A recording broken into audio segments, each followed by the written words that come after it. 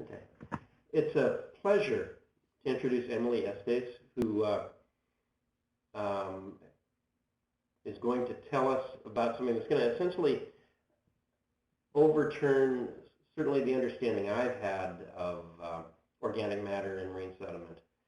There are some long-standing paradigms that go back basically decades that run kind of counter to some of the implications of Emily's work, and so I'm really, really happy to see her give this presentation today. Um, I first met Emily when she signed up to participate in the North Atlantic long coring cruise that was one of our C-DEBI sediment cruises in 2014.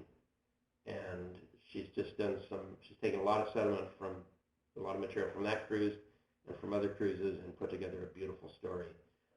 Emily received her PhD from Woods Hole Oceanographic Institution with Colleen Hansel not quite a year ago, and she is now a postdoc at the University of Delaware. And without further ado, I'll step aside and let Emily speak. All right. Thank you, Steve, and thanks to everyone who's tuning in today. As Steve mentioned, I'm going to be talking about organic carbon utilization and preservation in what I'm calling a carbon desert. It was essentially oxic sediments that underlie the most oligotrophic regions of the ocean, have very little carbon and very little life, but still manage to have both. So I'm showing here a picture of the long core on the RV Nor during our coring expedition, and then a sediment core with an ash layer just because it looks slightly more interesting than most pelagic clays. And at the bottom, a schematic of a synchrotron producing X-rays, which we can use to analyze environmental samples. And as I'll get into in this presentation, I think the synchrotron X-ray absorption spectroscopy gives a lot of new insight into the composition of this carbon. So I'm going to start with a slide that's very, very similar to how Gus started his talk last month, talking about just kind of global distribution of cells in the deep subsurface and global distribution of oxic sediments. So Steve Daunt and his group did some really phenomenal work modeling the extent of oxic sediments based on the samples we have, and calculated in the light blue here that up to 40% of the ocean floor has sediments that are oxygenated to basement. And then if you look at the kind of plot from Kallmeyer et al. In 2012, in the corner here, you see that there are a lot of cells in sediments, but as you move out, especially into the North and South Pacific gyres, you get fewer and fewer cells. So these oxic sediments are kind of really pushing cells to the extreme, and understanding the chemistry of these oxic sediments, I think, is then important to really understanding what's limiting life in these environments. So I'll start just by showing the 4 sediment cores I'm going to be focusing on today, 2 from the North Atlantic and 2 in the South Pacific, and they're overlaid here on a map of surface chlorophyll concentrations in the ocean. That's just really to demonstrate that these are sites with some of the lowest chlorophyll concentrations globally, and you can imagine then that there's very, very little organic carbon that's sinking out from the surface ocean and getting into these sediments.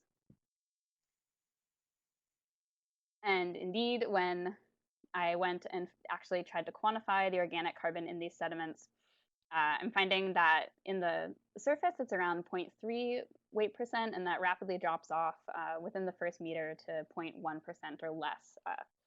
For a little bit of context, most coastal systems or soils have concentrations of organic carbon in the 0.5 to 5% range, if not higher. So these are very low concentrations. And you can see that with depth, there is kind of this slow linear decrease that continues, but it's actually a somewhat stable concentration. And because we know there's cells there, and because some of the microbial work that's been done, we know that some of these cells are heterotrophic. So obviously this very, very small amount of organic carbon is managing to sustain life to some degree.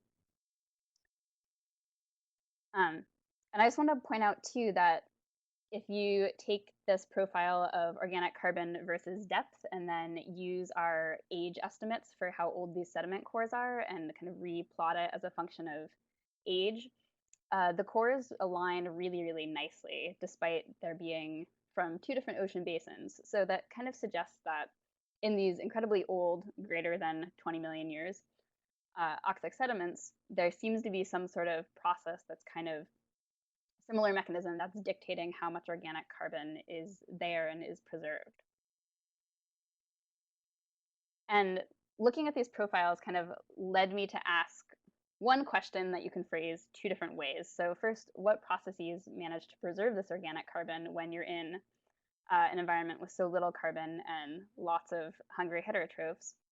And then similarly, what is actually sustaining microbial life in that environment?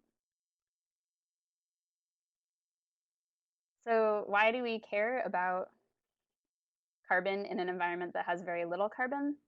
I think the answer lies in the fact that carbon in sediments is actually kind of one of the key reservoirs that exchanges carbon between the surface carbon cycle and the geological carbon cycle. And we know that on glacial interglacial timescales, the amount that's in sediments has important implications for Earth's climate. So you can imagine there's the geological carbon cycle where you have carbon stored in carbonate rocks or as kerogens, and it mostly just sits there for millions and millions of years. And then eventually, a very small fraction of that is uplifted, exposed, eroded, and enters the surface carbon cycle that is spinning a little more rapidly. You have your atmospheric carbon dioxide that terrestrial plants and photosynthesizing organisms in the ocean turn into biomass. And then a lot of that organic carbon and biomass is very rapidly respired by other microbes back into inorganic carbon dioxide, either in the atmosphere or in the ocean. And then there's this very, very tiny flux of particulate organic carbon, which can get transported out into sediments. And then a very, very tiny portion of that that reaches sediments can be subducted and moved into the geological carbon cycle. So kind of a really critical question then to understanding some of the feedbacks on how sedimentary carbon affects Earth's climate is understanding how organic carbon is preserved in sediments. And this is a schematic that I modified from a review paper by David Burdage, who is kind of coming up with this timeline for how organic matter gets processed and preserved. And his thought is that initially you have selective preservation and polymerization, which would essentially just be how some organisms prefer to eat proteins and sugars over something that's a little more difficult for them to break down. And therefore, you're going to kind of winnow your composition down to less and less biologically available substrates. Or you're going to have something like polymerization, where you're polymerizing molecules to generate something that microbes don't want to eat. And that's kind of the early steps. And then you move into biotic exclusion, which can be through chemical association between a organic molecule and a mineral surface, for instance, that doesn't allow a microbe to access that carbon, or it can be through something like anoxia, where you don't have any terminal electron acceptors. So you're able to preserve carbon by essentially not being able to complete your redox reaction. So my kind of hypotheses that I was addressing in this study were trying to look at which of these mechanisms are actually operative on the much, much longer time scale. So you see that this plot goes out to kind of 10 to the 7th years, but what happens on the time scale of some of the sediments we're looking at that I have cores that are 20 million years old, but we know if we drill down further, you can get sediments that are even older. And thinking about this idea of whether or not this carbon has some sort of actual chemical structure that makes it difficult for organisms to access. So you can simplify that idea just by using the metaphor of how most humans would prefer to eat a cupcake than to gnaw on a tree branch. Say similarly, they'd prefer to eat proteins and the peptide bond that I'm showing in red there, or a sugar below that, than something like peptidoglycan, which makes up bacterial cell walls And a lot of organisms don't have the enzymes that they would need to degrade that, so that can kind of accumulate in the environment as a result of that. Um, so if molecular recalcitrance is something that is kind of occurring over time in these oxic sediments, we'd expect compositional differences with depth along the length of the core and between the different sites, since they're possibly getting slightly different inputs of organic carbon to begin with. Um, and I'll just say here that oxic sediments, I think, are actually a really great system to study this type of process in, because you've really pushed your organic carbon to kind of its most degraded. So if it has any chemical signature of the process that's been winnowing it down, we should be able to see it by looking at its chemical composition. Yeah, so my approach was to utilize the content and composition to evaluate the mechanisms that are allowing for its preservation. And step one, I've already showed you a little bit of teaser data, was just using these kind of basic geochemical profiles via elemental analyzer isotope ratio mass spectrometer, and looking at what we can say just based on content. And then I also wanted to look at the composition of organic carbon. And the techniques that are really commonly applied to these systems are things like nuclear magnetic resonance or mass spectrometry.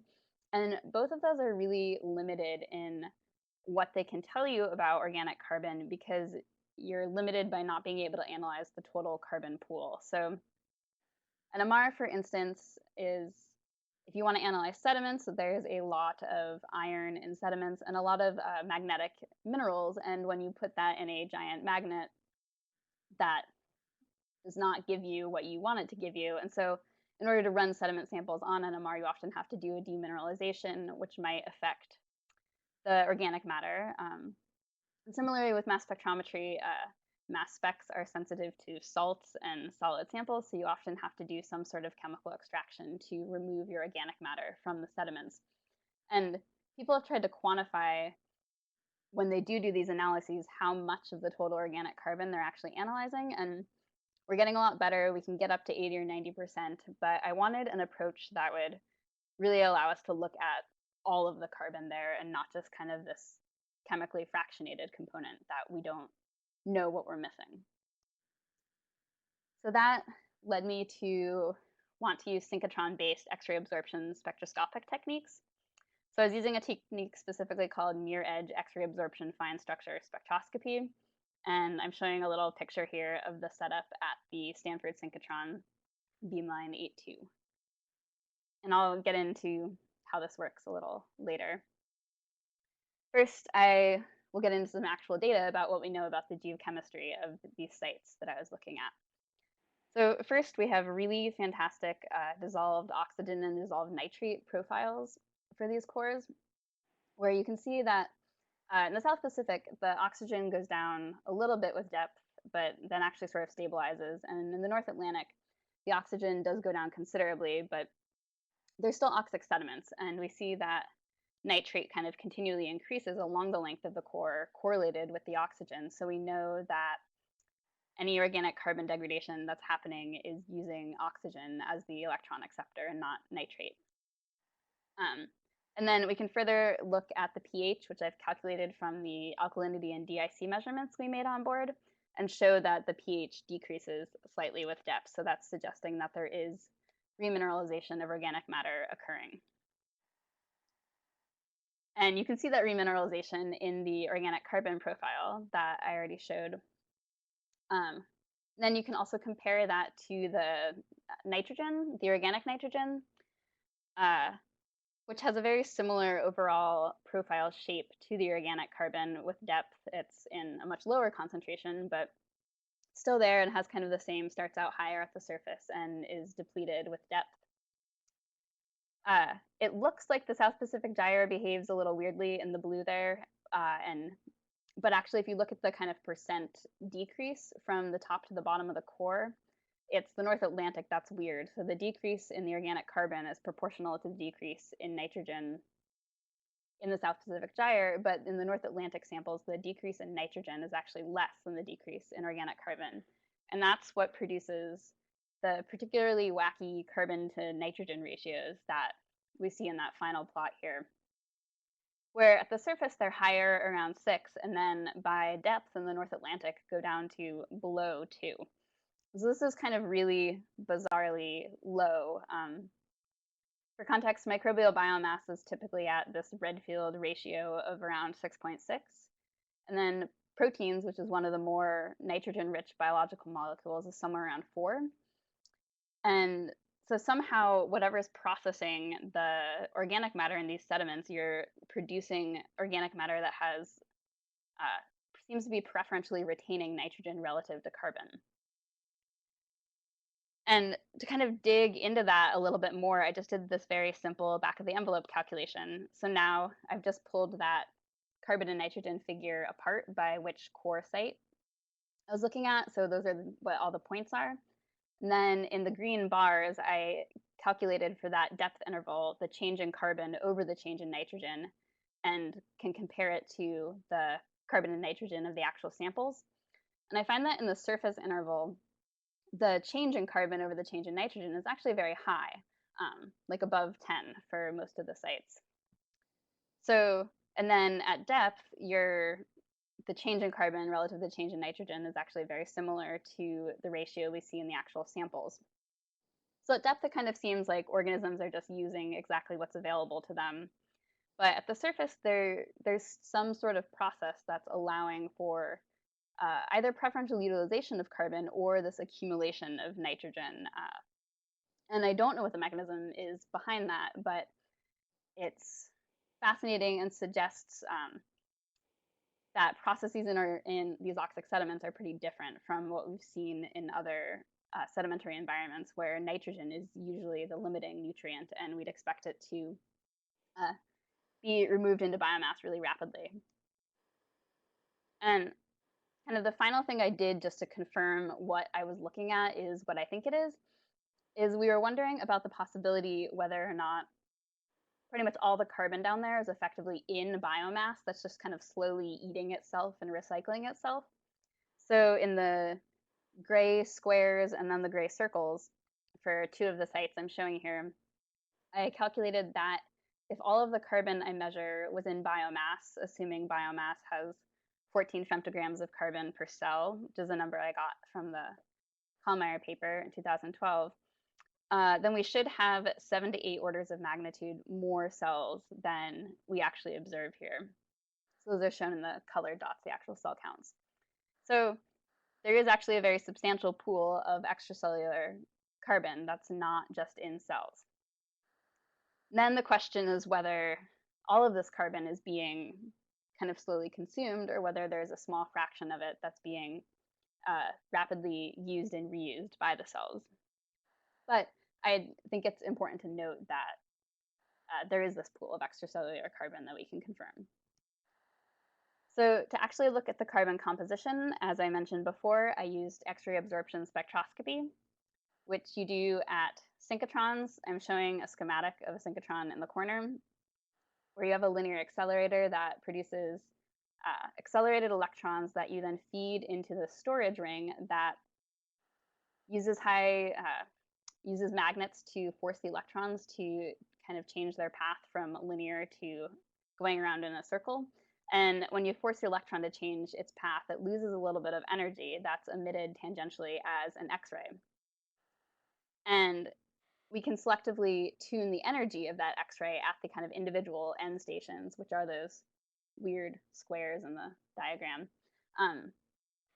And each element has a unique energy that a core electron will be ejected at. So what you can get in these plots, kind of like what I'm showing in the lower image, where as you're increasing your incident X-ray energy on the x-axis, you get an absorption spectra. So at lower energies, you haven't hit the energy where it can start ejecting the core electron and no energy is being absorbed. And then you hit this absorption edge where you're ejecting your core electron, and the exact position of this edge is a function not only of what element is there, but also the valence state of that element. So iron 3, for instance, is oxidized. It's already missing an electron, and you'll have to put in a greater amount of X-ray energy in order to eject another electron from it. And then you move into the X-apse region, which is where patterns that are emerging when that ejected electron is interacting with neighboring atoms. For carbon, we actually use the near edge. So this is patterns that we get before we hit the absorption edge when you're putting in lower amounts of energy. So if you can imagine, carbon, it's a lighter element and it has a greater variety of bonding environments than some of the heavier elements. If you can imagine, that little yellow dot is an electron of a carbon atom sitting in its energy well.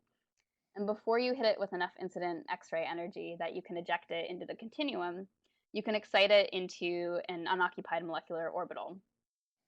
And so you get a series of smaller peaks before the actual absorption edge.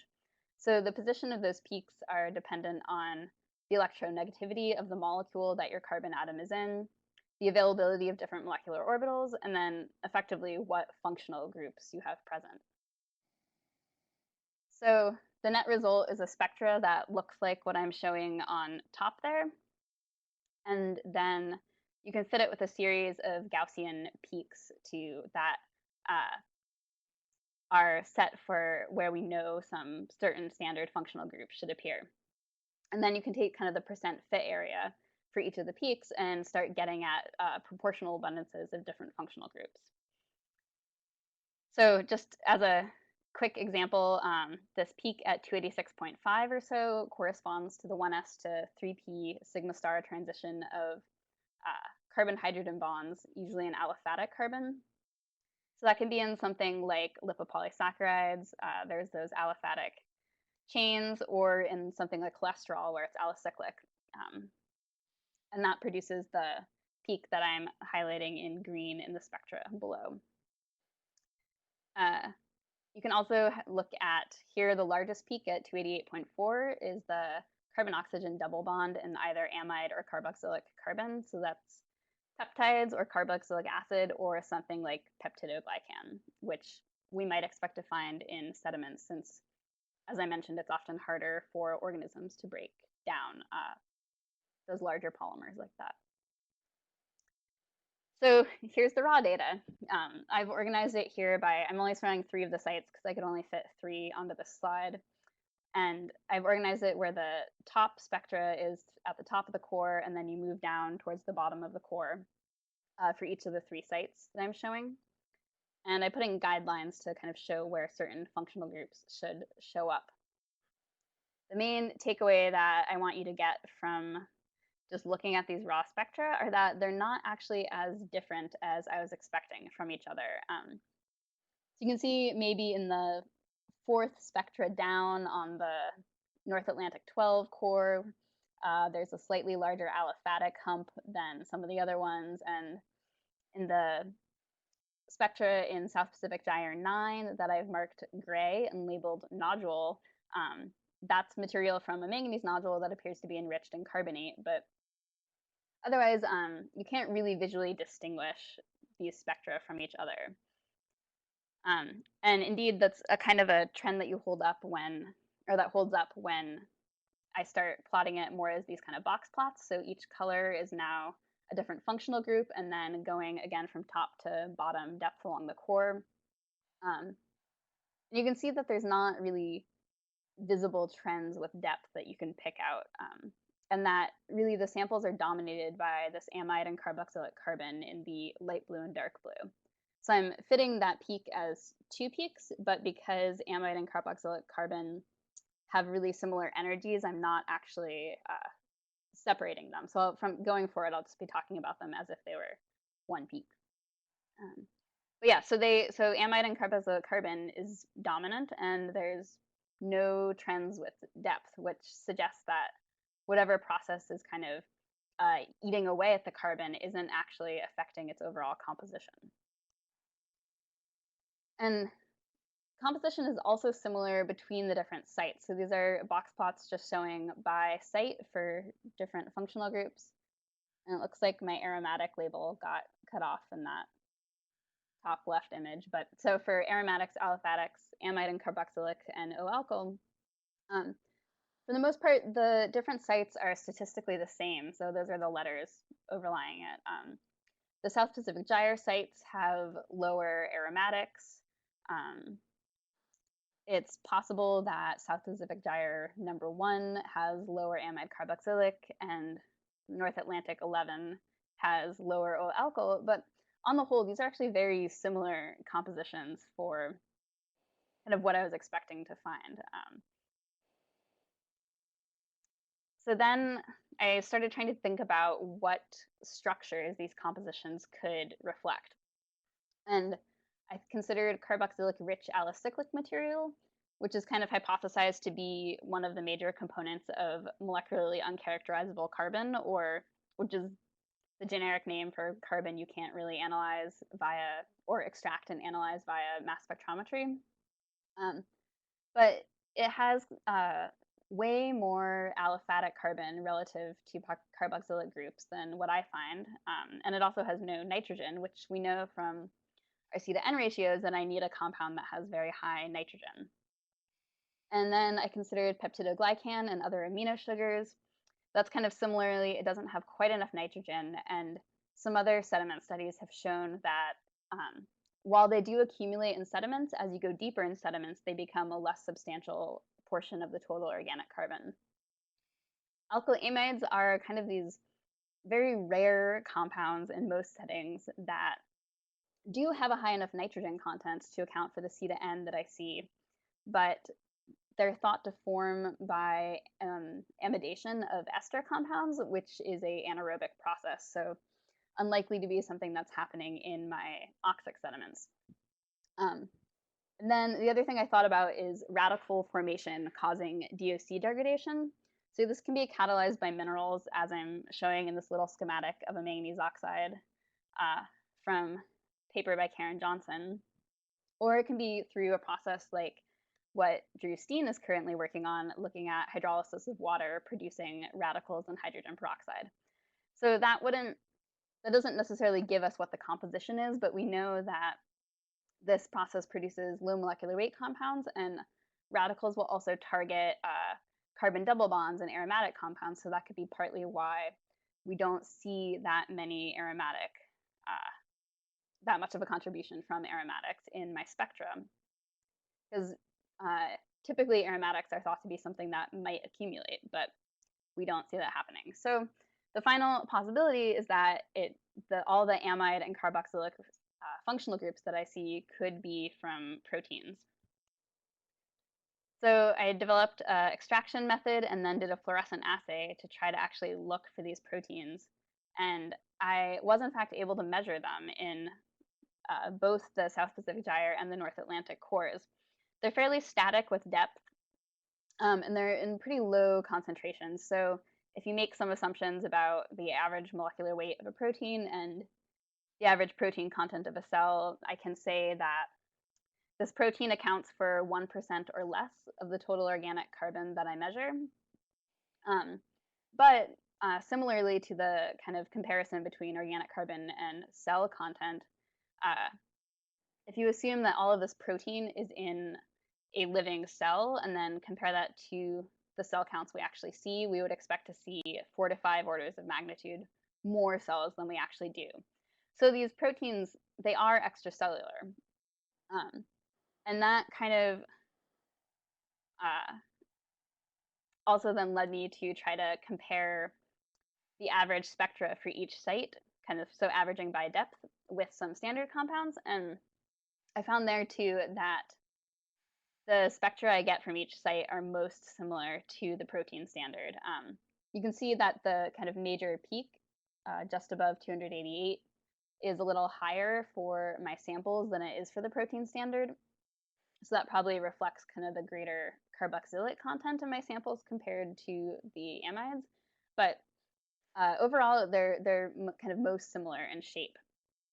And I looked at a bunch of other things that could possibly be there, including just a concentrated sample of dissolved organic matter from the Pacific. But so really the best conclusion I could come to, which is unexpected given that proteins are supposedly incredibly labile, is that this organic carbon is likely protein derived but degraded, and that there's been preferential utilization of carbon relative to nitrogen. and also that this organic carbon has to be small molecules that are enriched in amide and O-alkyl functional groups. So I think that they're small mostly because they have so many amides and oxygen-bearing functional groups so that there can't possibly be enough carbon to hold a larger molecule together. But its proteinaceous origin also matches with some of the genomic work that's been done recently. So Karen Lloyd's single-cell genomic work found archaea that seem to do protein-based metabolisms.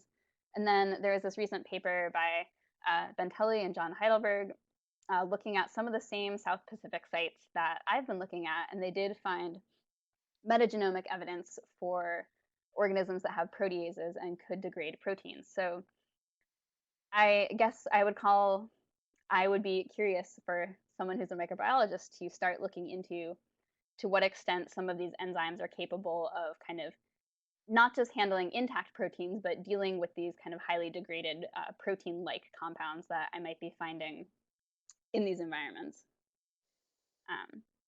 So I'm going to say that it might not actually be high molecular weight compounds, they might be lower molecular weight compounds, and that this would match data from the water column from this Walker et al. 2016 paper, where they size fractionated all the dissolved organic matter and then did C14 dating on it, and they found that the smallest molecules are actually the oldest.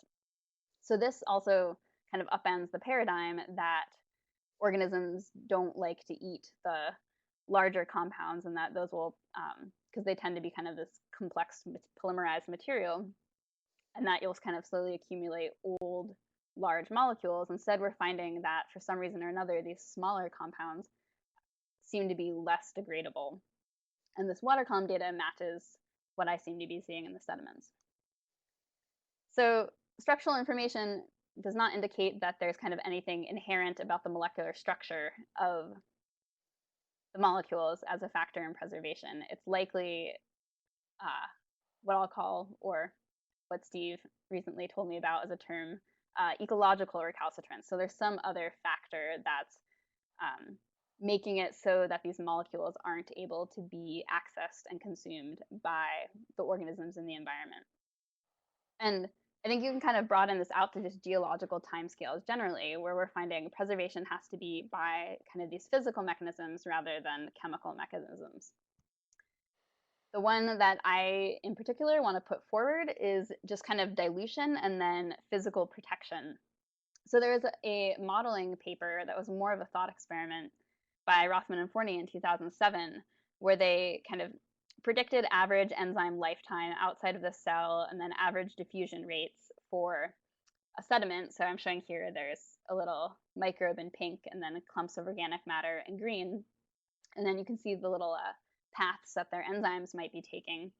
And they showed effectively that you don't even need to have carbon absorbed onto a mineral. You can just have a carbon or a cell stuck in the sediments.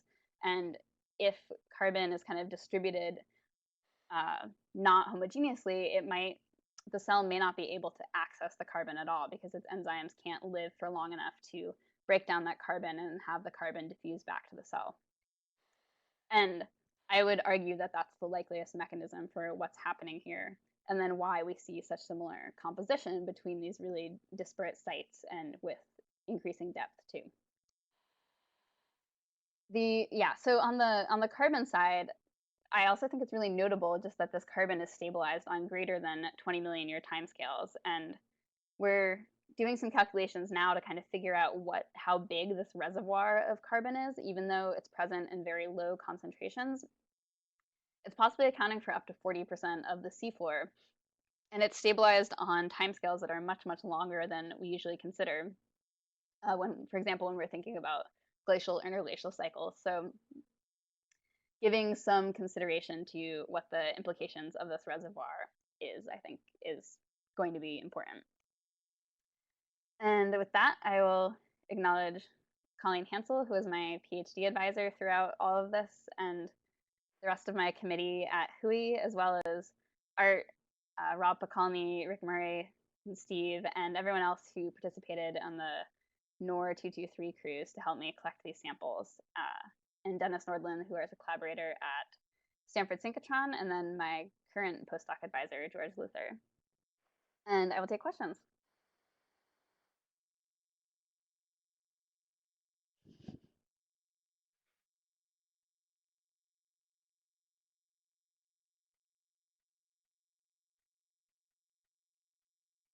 From Nagisa, eventually.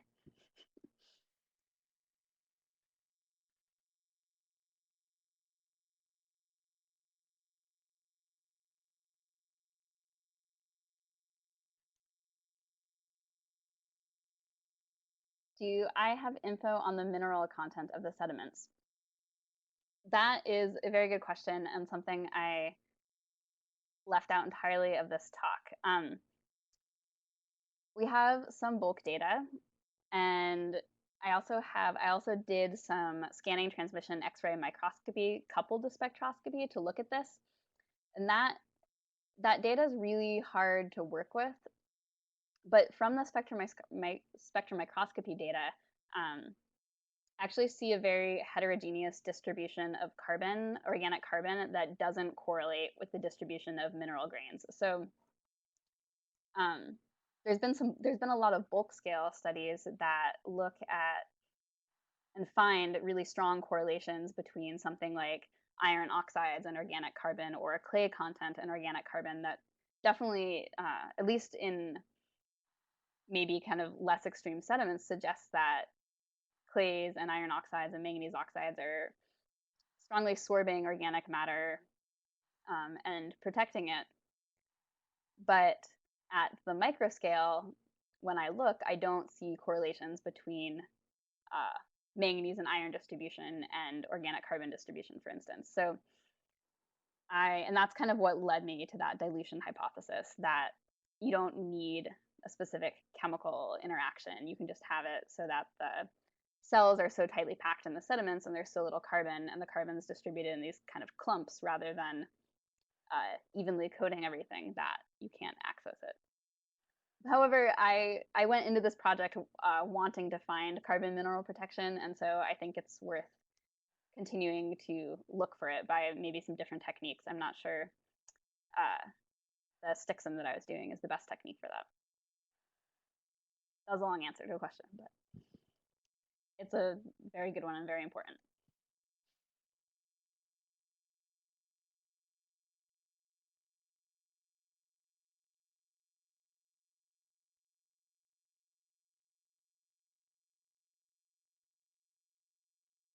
And Mirna is asking about glyoxylate protection, maybe folding of the molecule.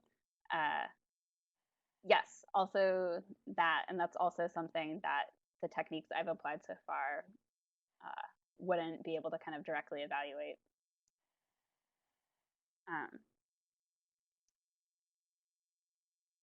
And Steve wants to know if the C to N content of Pacific DOM is similar to the C to N ratio of my samples. I don't know, actually, but that is a good point. I think that at least the fraction that you can isolate either by ultrafiltration or chemical extractions tends to have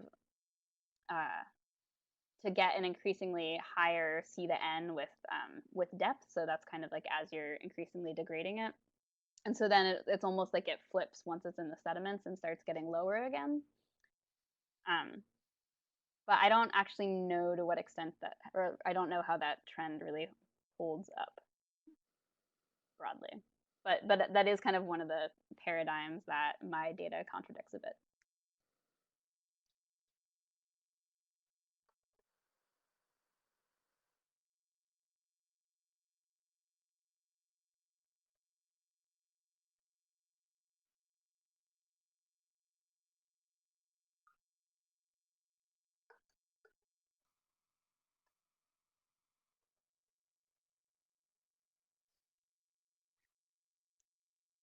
Nagisa wants to know what the size of these protein-like compounds are. Are they bigger or smaller than 600 kilodalton, and can microbes directly access them? I have no idea what the size is. My entire hypothesis about them being small actually just comes from what I can tell loosely about the structure from my data, which is essentially that there's so much nitrogen and there's so much oxygen that I think it would be really hard to have enough carbon to hold a larger structure together. Like I don't, like I can't draw a structure that would be larger. But I have no idea.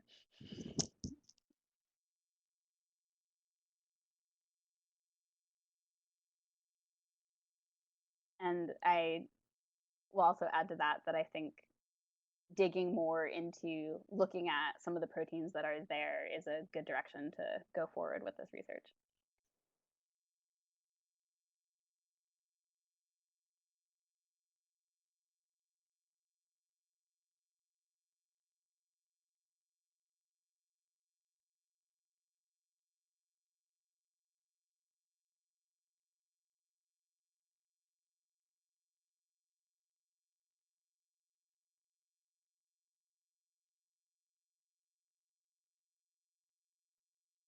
Chloe wants to know if ART has a diffusion model for the North Atlantic sites for you to compare the model of microbial consumption I mentioned.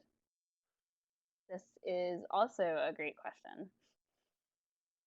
And Steve might have an answer.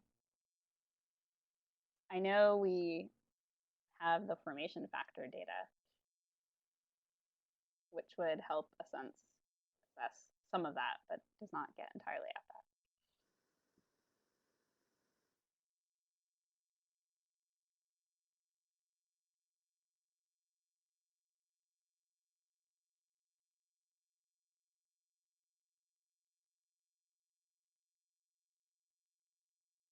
Danielle wants to know if the ratio of excess carbon to cellular carbon changes throughout my cores. Is there evidence that the ratio is similar at shallow and deep depths? The answer to that is that it is slightly different at the very, very surface of the sediments where the cells are really high, but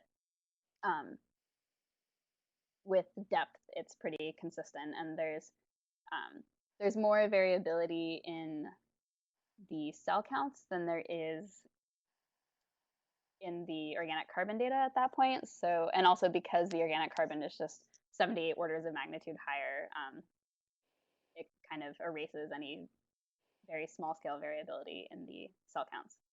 If that makes sense. Steve points out that Ye Huang modeled oxygen reduction rates and nitrate production rates at South Pacific Expedition 329 site. And the result is that the oxygen to nitrate respiration production ratio is at Redfield throughout the column. I did that correlation with the North Atlantic data a couple days ago, and I find that in the North Atlantic, the ratio is a little higher than Redfield, but not that much, and I have not thought through that result yet. Steve says the rates are so slow that they possibly don't affect the bulk C/N ratio. That's a good point.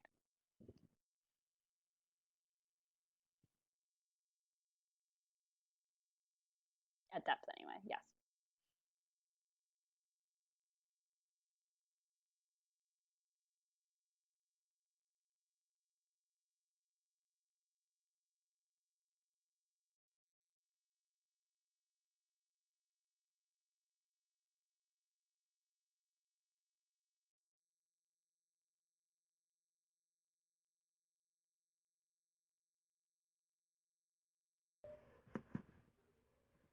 Hi, this is Steve coming back on. Hi, Steve. Hi. I just wanted to thank you again for giving such a really cool talk and presenting these results. I think you've created a beautiful story from those sites and those samples, and it's really going to challenge our understanding of what goes on with organic matter in that old oxic sediment. So thank you.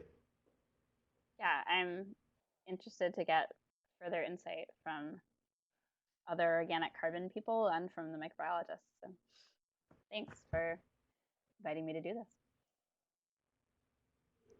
So if everyone would join me in a virtual clap. We realized earlier there's no heckle function, but somewhere there's a clap function in Adobe Connect. um, Again, thank you very much. Thank you to everyone for tuning in.